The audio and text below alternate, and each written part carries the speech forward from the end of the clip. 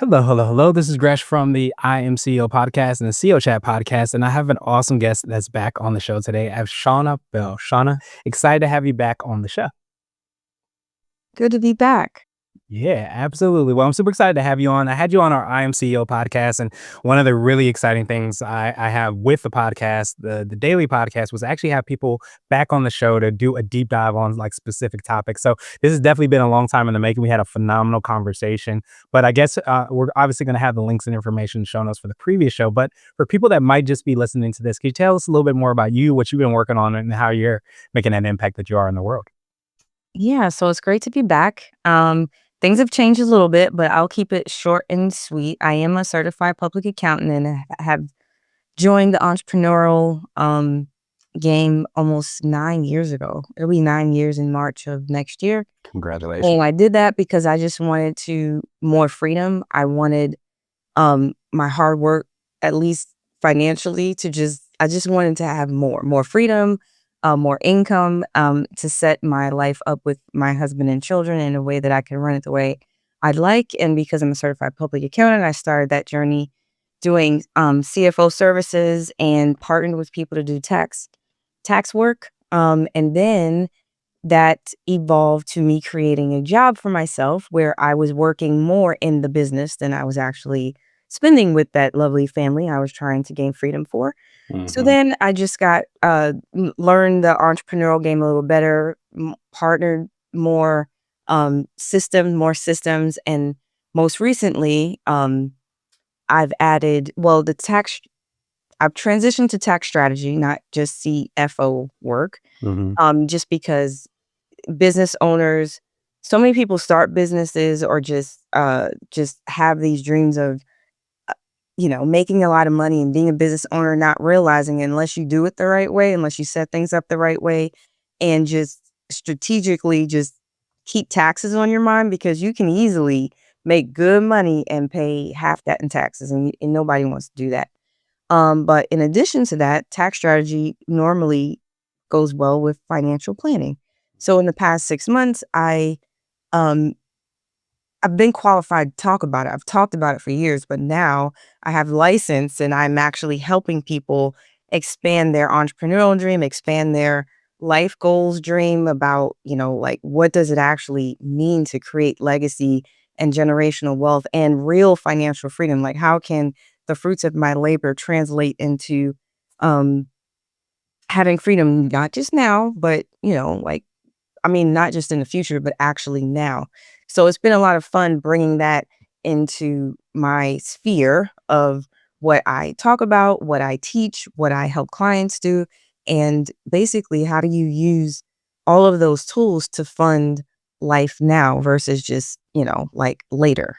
So yeah, that's all of it in a nutshell. Nice. Well, I appreciate you so much and sharing that. It's so funny when I was listening to, our previous interview and I remember our conversation, I used the word like kind of holistic. I think I even referenced the 7 habits of highly effective people like in the and during the interview because the idea of like beginning with the end in mind. And it's funny that you said that as like even going through your journey where a lot of times we as entrepreneurs or I like to call them builders, we're working in the business, we're trying to do all the things, but we started the business for a reason. And somehow, some way along that journey, we kind of lose sight of those things. And obviously, the things is working in the business, but also, like you said so well and kind of touched on, it's like, why do we start the business? Is be able to create that Mhm. legacy, create that opportunity, create the wealth as well too. So I love that, even though we talked a little bit about it, like when we chatted before, that you've been able to kind of get the licensing and be able to bring those kind of, I'll put, I'll call it tools in your tool chest to be able to kind of help to support these entrepreneurs and these people that are going through that journey.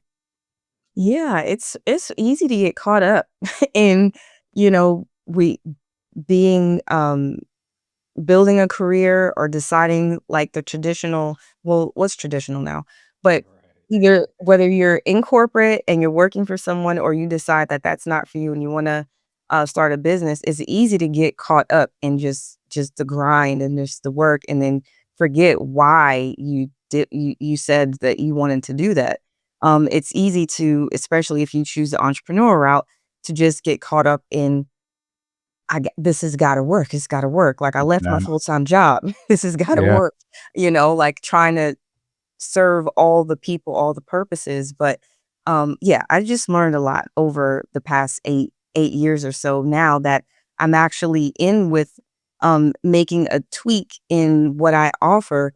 Even that has helped me gain more freedom, right? Like Uh, that's not it's a service, but it's a service where the income structure or fee structure is different so that I can do less or more of it and make even more than I was making before. So when setting out in these journeys of making a living, finding a purpose, and setting up myself for my future, for my family, there's so many things to think about. And um, as you're doing that, so that you don't get lost in just the doing, because yeah. that's Absolutely. Execution is, of course, like incredibly important. But I think if we, lose sight of that strategy, that why part, then a lot of times we could be executing on things that are not leading us where we want to be. And again, I love how you talked around this kind of like mentality. I say we so often we forget about the human part of like business and life. And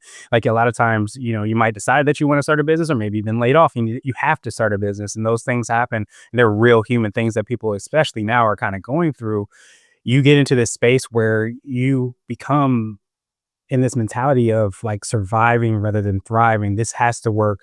You're trying to not fail instead of trying to succeed. And that mentality is such a huge thing when you start to really think about those things, because not only does it affect, you today, but it could also affect you down the line if you're not being, I guess, strategic, like about those decisions. So I love that you've been able to kind of, start to offer those services, start to, I imagine, have those conversations around like what that looks like and what steps people can ultimately take as well, too. yeah, I think a lot of people, um, one, I'm since I've kind of expanded what I do and what I can help people with, a lot of people don't realize what they already have, like what you already have and how to use what you have. Whether it's um a in service, right? Like just because I'm a natural teacher, and if you have a business and it's like the income, I mean, I've seen both issues, right? Like you're making so much money, you're just not as responsible with all the money as you could be, or you're not making enough and you're just not making decisions in your business that could allow you to make more, to make more money. So it's like, unless you intentionally plug into or have the right experts around you, you just don't know what you have. Like if you don't have a financial planner, you don't know how to use your tools like your 401k, whether or not the type of life insurance that's right for you, how to actually build wealth. Like a lot of people think real estate is the only way because it's kind of like it's easy to understand. I buy property, I it's kind of like a concept to understand. I grow equity, I sell it, or I loan against it, but it's not the only way. As I'm sure we'll get into there's other ways. And even with that, it's like, how do I leverage those different things? And then the tax part, like people just think someone said to me this week, it's like, well, I just know I have to pay taxes. So they're just like resolved to be like, I gotta pay taxes. And I'm like, no, you don't. Like, yeah, you gotta pay some, but you don't have to pay 30% in taxes. Like, that's so close to 50%. That's so close to saying I go to work every day or I have a business and 50% of the time I'm working for the IRS. Like the realization is so important for people to just, just realize what you can control versus what you don't. The assets that you have and how to make those assets work for you, versus not. And just not work so hard. Like work hard, but really we don't have to work that hard. Like Yeah. hard. Yeah, absolutely. And then the two words that really kind of, stuck with me, you said the word realization. And I think that realization and that awareness around like different opportunities and ways that people can do that. And I think we get so stuck in, it's kind of, it's sometimes challenging. Like we go through our lives and we hear these things. We hear that real estate is the way to build a wealth. And of course it is, but it's not the only way. And I think once you don't hear about these other opportunities, these other ways, you kind of get pigeonholed or stuffed into one way to do it. And if you may not be in the place or may not be the time or whatever it is to do that, you almost feel like I can't build wealth right now or I can't do these things because I can't do it in this way. And I think what I love about everything that you're doing is you're creating more awareness and those realizations to people to realize that there is more, definitely out there. And I know when we first chatted, like one of the reasons we reconnected, we talked around me, becoming more of a franchise broker as well too, and introducing people to that, because I think that also that is one of those things that people don't even realize that it is an opportunity that's there, not the only opportunity, but still like an opportunity that I think needs to have a little bit more of that realization and awareness, as you said so well. Yeah, I remember, I don't know if I told you this. Did I tell you when I first had my first child, um, I took my husband as a surprise, which was not a good idea, to go look at a franchise. Oh no, you told me you thought a little bit around that. I didn't know that part. Yeah, I literally did it because I've always been thinking, it's like one of those things when you see other people doing things, it's like, well, how do they do it? Like, how do they have that much money, but they're not working as much? Like, how does that happen? So, of course, when you own a business that you can grow and build it so much that you don't have to work in it, but you can just work on it and then go get another one and then do it again and then do it again. Like, how do people do that? Yeah. So I've been very curious for a very long time. But when had she was a baby because I remember carrying her through the store. It was like this froyo shop. Hmm. It wasn't froyo, but it was no, that's what they sold. That wasn't the name of it. Yeah. Um, because since then, that's 11 years ago now. I was like, there's got to be a cool way to make certain decisions in my business life or my personal life where I'm dedicating my time to grow something that will work for me, but I don't have to work in it. So franchises, yes, real estate, but it's not the only way. It's, risk, everything, there's a risk to everything. But unless you decide, have the realization, like, who do you want to be? Do Hmm. I want to work for someone and nothing's wrong with that. Like I realized that too. Because when I started, I expected all of my friends to want to quit their jobs and be business owners. And I quickly realized that is not the case. Or when I wanted to buy a franchise, I expected my husband to just be like, yes, let's do it. That was not the case. Everyone has their own life to live, their own tolerance, their own what that is. But for the people, because I meet them all the time, that recognize like, no, I don't want someone else to control my time. Yeah. Yes, I want a business to exist because of me, but not because of me, like not because I'm there every day. And then I want to do it again so that I have like 10 of those making me multiple six figures and I'm on a vacation somewhere with my family. And then, like I want to be as strategic as the really wealthy people that somehow they have all these assets and they're tapping into all this money and they're not paying a lot in taxes. Like, how do they do that? Like if you're curious about that, you just need to lean into that and just like get with the right people and learn and not just ignore it because it's in a lot of people. They just ignore it for some time before they take action. Yeah, absolutely. And, understanding that purpose and hearing that purpose and kind of leaning more into it and realizing you don't have to lean into it going, 0 to 60 automatically in No, order to, not like I was trying to do. Like, right. Me neither. I'm guilty of that as well too.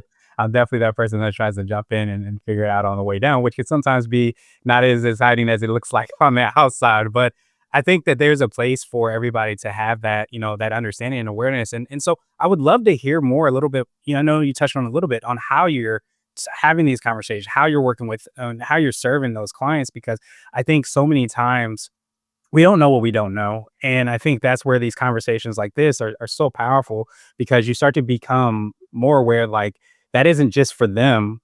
That might be available to me too if I know exactly how to do that. So how are you having those conversations? yeah. So traditionally, a lot of people come to me because they need tax help. And that's fine. That's great. However, um, of course, I have those conversations, but that conversation now always leads to, do you have a financial planner? And a lot of people, and I mean a lot of people, they're like, no, or they're like, yeah, but I haven't talked to so and so, or if they left corporate, they just remember sometimes they remember where their 401k or where that stuff was, and they remember talking to someone associated with that when they were employed, but they hadn't talked to someone about it in a long time, whatever. Then that opens the conversation of, okay, well, let's have the tax talk and let's have this talk. And then it goes down a series of questions like, um, did you know?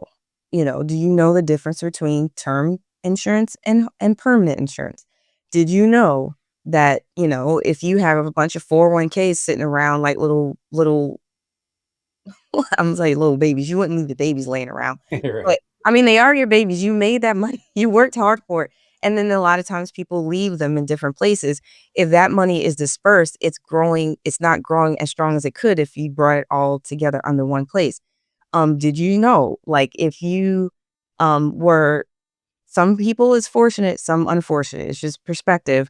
Was caught up in being let go from the federal government, and some of those people are start using it as an opportunity to start jobs or to find second careers.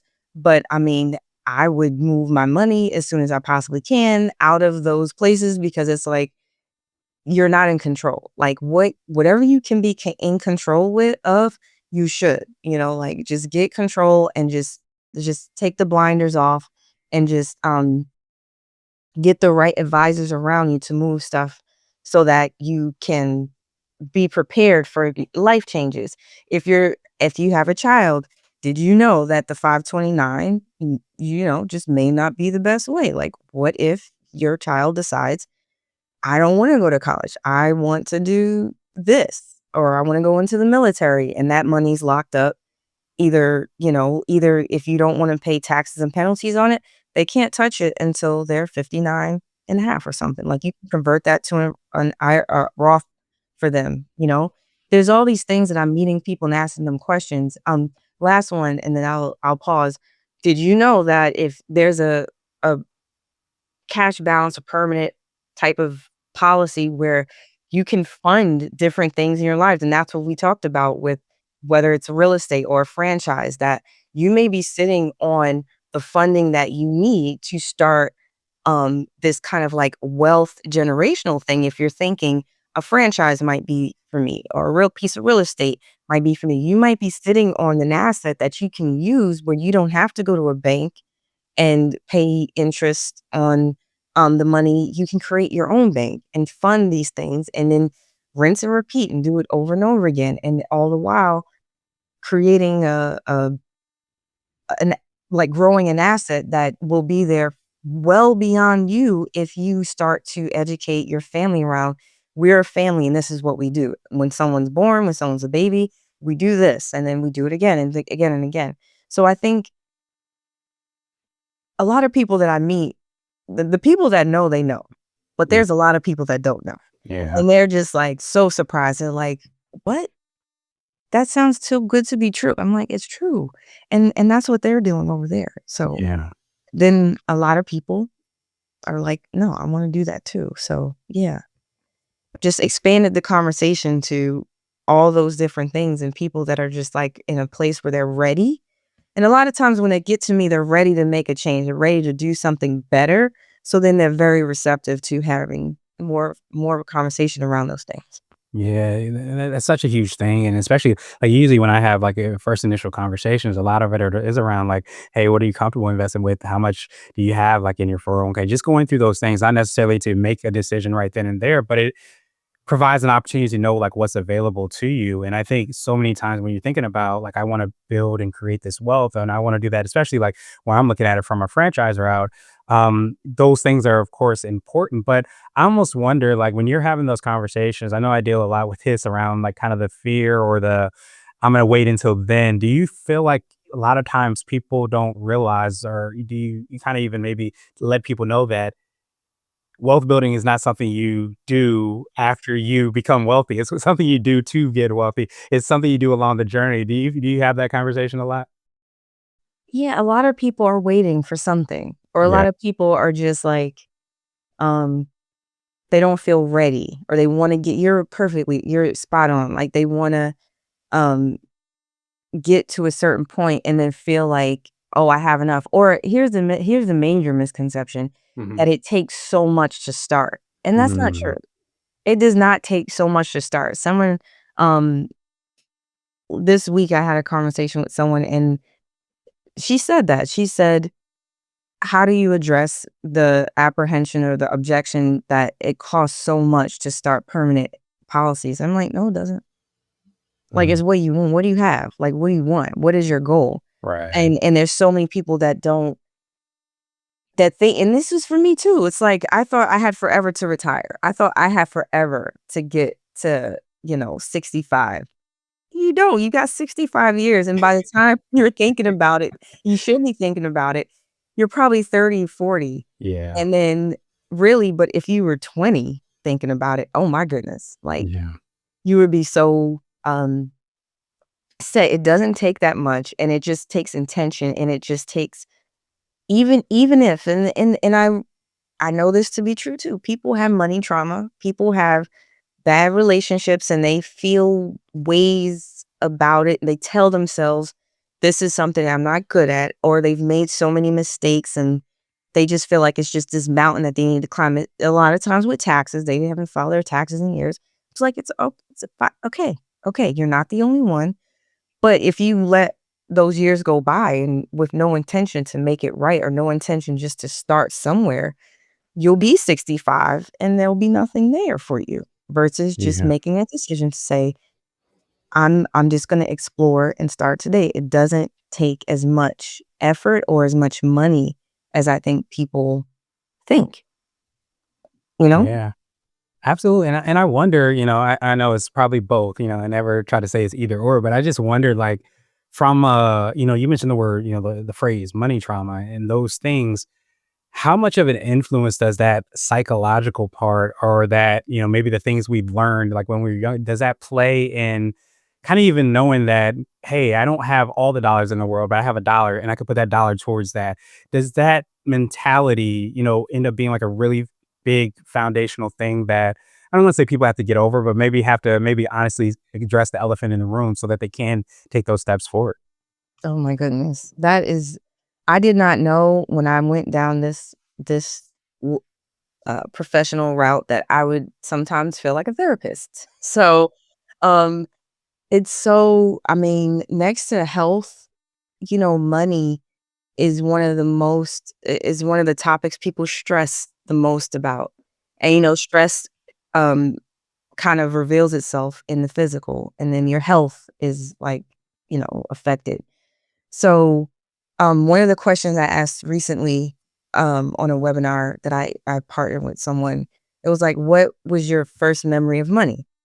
And a lot of times your first memory, your first relationship or whatever your parents, whatever they thought of it, that was that and you were exposed to it, that's typically, unless like had a revelation earlier, that's typically still how you think of it. It's like you need to work really, really hard. It doesn't matter how much you work. I just need to work hard to make money. Work hard. And it's like, I don't know what was with me. Like, I just never thought that. Like, I didn't want to. My dad worked real hard. My mom worked hard too. He worked more, but she was available to us kids, even though she worked. She was available to us to do all the things.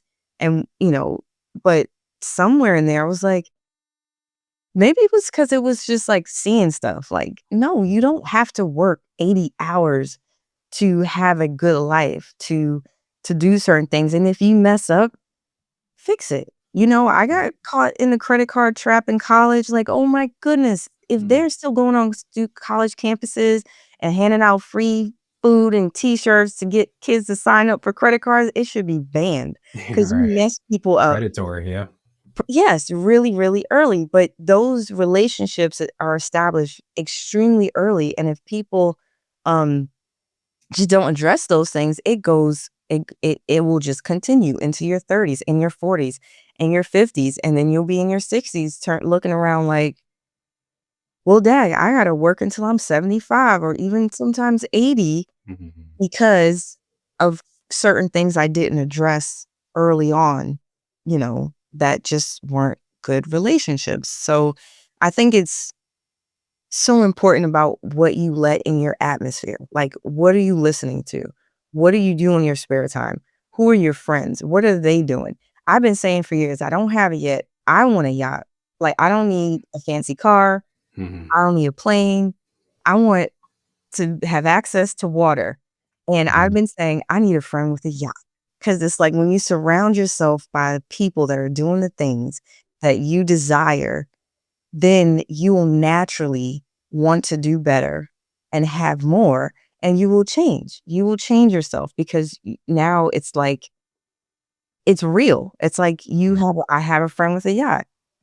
They were able to do something so that they could have that, and I can too. So it's work. It's work. And yes, it's very psychological, it's mental, it's like dealing with stuff. It's like it's real. Yeah, absolutely. But I think that's such a huge thing that you have those conversations because I think imagine that a lot of times those things never get out. People don't talk about them or around them, which I imagine that happens in a lot of families where you realize like a lot of the wealthiest are having those conversations at the dinner table. And though because those things are happening, they're planting those seeds, which end up blossoming into those things where they are able to get, these things and do those things, not necessarily because they, got all A's on their report card necessarily, but because they understood kind of like the I don't want to call it the game, but they understood more of those nuances of what to do and what not to do. So I love that you're making that, a lot more accessible to people because I think if you don't have those conversations, you don't have that awareness. If you don't have those conversations, you're not having that environment. And when you have that environment, like I remember when I first started my business, one of the biggest and most powerful things that happened to me was I didn't have an environment at the time that helped me to start the business. But when I got into a networking group, it became the default to have a business. So it ends up being like a different game you're playing because everybody has a business, very similar to like you having the friend that has a yacht. It's like, okay, well, of course I have everybody has a yacht. So then you start to say this is the default and you start to be able to kind of level up just gradually from there. It's life changing to level up, like you said. And what you surround yourself with, who, where, how you treat yourself. It's just, another thing I did was there was a season that I just became obsessed with. How did people that I can recognize that are very successful, I'm very curious about it. Like, Mhm. how did Oprah? I listened to so many podcasts to understand every bit of her story. Mhm. Then I got obsessed with Robert Kiyosaki, who wrote Rich Dad Mhm. Poor. He has an awesome story. Even Yeah. Tony Robbins has an awesome backstory. And you know what's in common with all these people? Oh, yeah. They all had failure, and they all Mhm. started from a place of lack. Yeah. And look at them. And I mean, I just named 3 because I'm not gonna go down the path. There were a bunch of them, but it's like I'd rather study that than just, just I don't know. I believe in we were given this life to live. We were blessed with a good, I don't know how many years we're gonna be here, and Mhm. it's like, do it to the fullest. Like, you can redo, you can't replay it. Like, there's no do over. So it's like, okay, these are the people that made it so far. I'm not trying to be over. That's not, I want to meet her, but I was like, I want to meet her before her show is over. I didn't make it. I didn't make it to Chicago, but I didn't make it. But being a studier, a student of life and success has been tremendous for me in just kind of like focusing on how to level up, what to do better, who to surround myself with, and just like what I let in my circle, and then what I give back. Like, it's been so amazing to just open people's perspective on I can create my own bank, right? I don't need a bank. Like, no, you don't need a bank. You can create your own bank and use it again and again. You mean I can set my kid up right now, today, to be a millionaire by the time they're my age? Yeah. Yes, you can. Yes, you can do that. It's been amazing to use what I've studied to just like help people. And that was my purpose, right? Like, everyone has a purpose. My purpose was to go through my curiosity and my obsession and my all that to then turn it back around and lend that over. And now it's awesome when someone sets up policies that's like, yes, their child is going to be, they don't have to do much.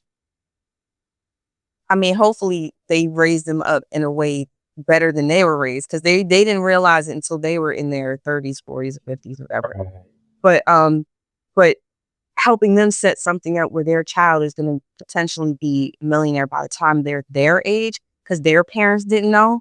It's been awesome. It's been amazing.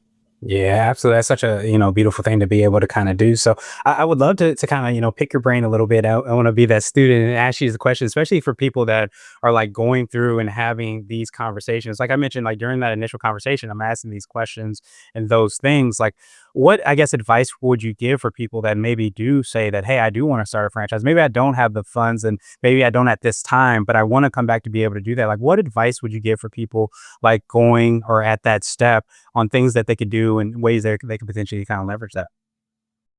So if it's in your spirit, or 'cause everyone has a purpose, and then your purpose is what's gnawing at you to do, like you need to do something, but you just haven't done it yet. So if it Mhm. is gnawing at you, like I want to be a franchise owner, I want to own something and not start from zero, which is there's so many advantages to that, right? And then it's like, okay, where am I going to find the money? Do I go get what, there's so many loan opportunities and all that kind of stuff, so many funding um resources. And if you have good credit, if you put yourself out there, if you get open a business account, they're going to come at you and it's going to come quick. We're Yes. going to come at you. And I would say before, they're not all bad, but checking the terms is so important. Like Um, it's so important to check the terms of the repayment, of the interest, of what happens if you don't pay it back by, the time, because if you're not knowledgeable of that, you can get caught real bad in getting to a place if you don't pay something back by it may sound real good. Like I'm gonna give you all this money to start your business and you don't have to pay me a dime until a year or 2 or 3 from now. And then all the while you're like, oh, that makes sense because my business, my franchise, it'll be making money, whatever, by then. Like, cool. But look at the terms, man, because if you don't pay it back, you might get to a point where you only paying interest. And unless you double, triple that payment, it's going to take you a really long time. That's going to eat your profit. And in franchise, you got to, any business, you got to look at that bottom line. You got to make sure that cash flow is going where it needs to be. So before you go that funding route, look at what you already have. Now I mentioned the family bank, and this really is popularized by the Rockefellers, and that's a okay. book to check out if this topic is gnawing at you. Uh, What would the Rockefellers do? mm, What they did for their family is they created their own banks. They didn't go to um, the lenders that said, "I will help you start your business and give you funding." They created something within their family that still exists to this day. They created what's called, you can call it permanent policies, life insurance or whatever like that. But basically you take money that you already have, you may have it in just a savings account, you may be an awesome saver and you're just like saving up money, maybe investing on the market. And as you know, with the market, that you that's not predictable. If the market crashes, your money is gone and it's just over. If you don't have like a nest egg or investment, you may be a good and you have a W-2 job, let's say, and you're making their match, but you're overfunding it. mhm, Don't do that. Like you can create your own thing. You can create your own policy.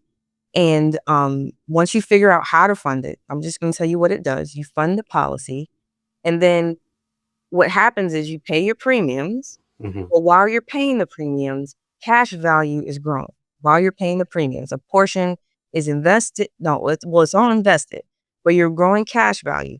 And just depending on what your desire is, like if you have 100,000 sitting somewhere and you want to buy a franchise, I'd say don't like buy the franchise, but establish a permanent policy first because then you can borrow against that 100,000. Use that as your bank to do the franchise because guess what? That 100,000 will still grow while you're borrowing against it.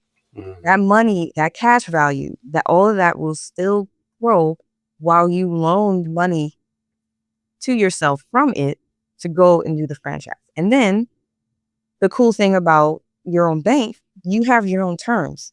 I would suggest you pay it back unless you're in like the latter part of life, and you may not have time to use it again or whatever. But if you want to use it again, you say, okay, I'm going to get my franchise cash flowing, and then I'm going to pay myself back and put 1,000 or put 2,000 and put 3,000 back, however many, over a certain period of time. Be a good steward over the process, because that's what the wealthy do. They are good stewards, and they're disciplined over the process because they know what compound interest is. They know what the time value of money is. They know what I do today is going to add up to big movements later. So you put the money back, and now you have a franchise that's cash flowing. And then guess what? You can do it again. You can go and borrow that money back. You don't pay taxes on it. You establish the interest that you want to pay back on it.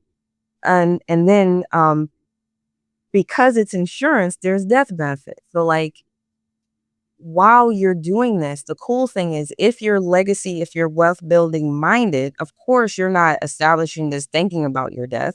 And I've been like, I used to hate death. I didn't want to talk about death. I didn't think about it until I lost like 3 huge people in my life over like within 3 years of each other. Right. Mhm. And then I was like in death a lot. And then what upset me even more is that there was no planning. There was no real planning in place.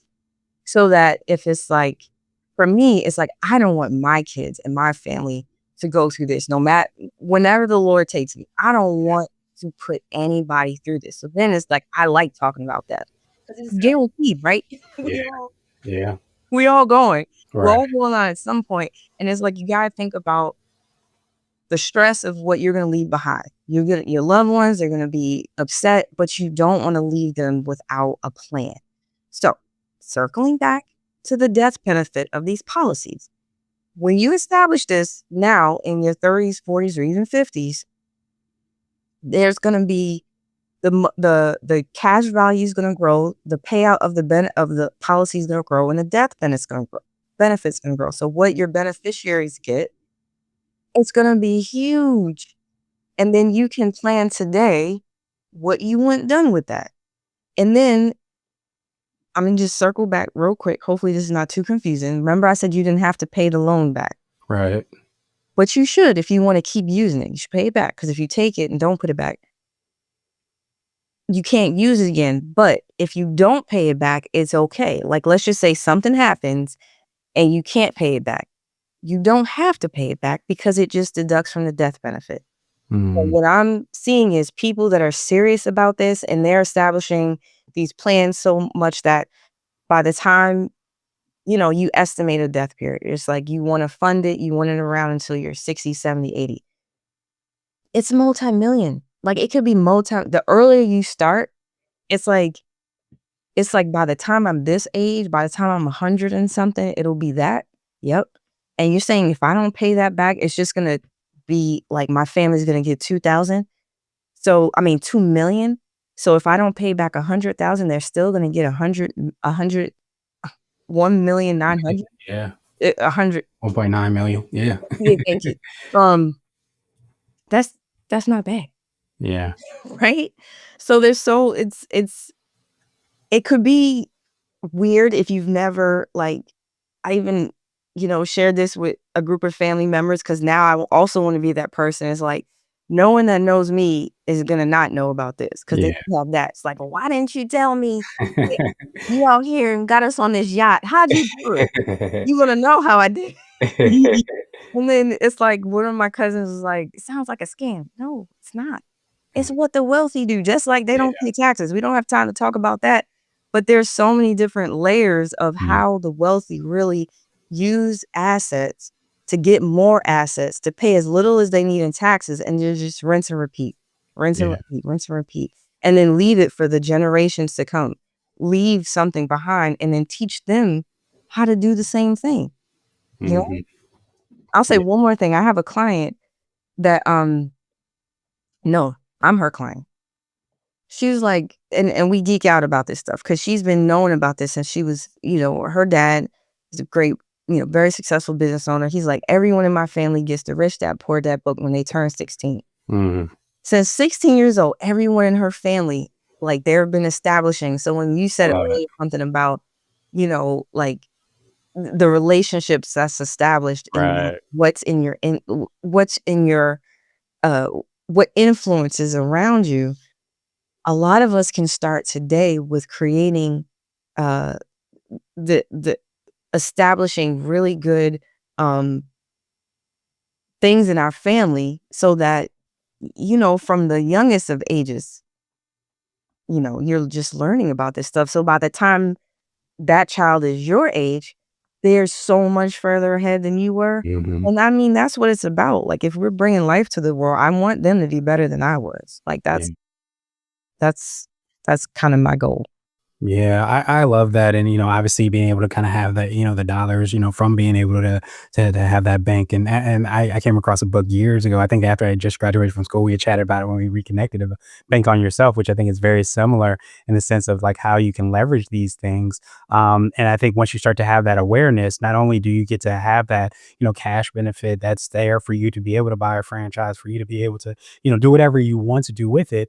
But I love that you talk too around that I don't want to say the true legacy part, but I think the ability to be able to teach the family that you have, the people that you love and care about these things is such a powerful thing because that quote unquote lives on beyond us. And I think that's where you really start to get into that generational impact and that generational legacy and generational wealth, not just the financial part, but actually that knowledge and information that allows, family after family after family, generation after generation after generation to be in a place that they can, really make the impact they want to have in the world. Yeah. I love it. I love it. And I want more people to know. So thank Yeah. you for having I'm not ending your own podcast. No, you're right. You're right on cue. No, because and I appreciate you. And what I want to do now is just kind of pass you the mic just to see if there's anything additional you did want to let us know. Of course, we're going to have your links and information in the show notes as well too. But how can people get a hold of you? How can they connect? Have these conversations? And especially, like, did you have any closing nuggets for us? Well, I'll let you share the data on how to connect with me. Mhm. I'm open to consultations, whether it's tax strategy specific or um if you don't have a financial planner and you just want to have a conversation to understand what that relationship looks like, um I'll let you share that. But the last nugget that I would say is um for so many I know so many people, or I've really even done this for a lot of years, where it's like something is inside you telling you to do something, but you come up like but there's it's so easy to make excuses. And being a mom, and the kids are an excuse, but they're a delay. Definitely it can delay you. But I would just encourage anyone to say if there's something in there, seasons of life will be seasons. Like, I couldn't Yeah. do what I'm doing today when my kids were much, much younger, when they were like new, new, new. But I did Mhm. start my business when my second child was a baby. But I would just say bet on yourself and just listen to that what's inside you and just do something. Now when you find out the details of whether it's you've always wanted to buy a franchise, if it's in it, just go explore. Just explore the Yeah. opportunity. Find out that it's a not now, not a no, because if it's in you, it's just not a no, it's a not now. If it's um looking further into creating wealth generating tools, just go find out. Just don't make excuses about time or money, because you just don't know until you know. You don't know until it's a no, a not now.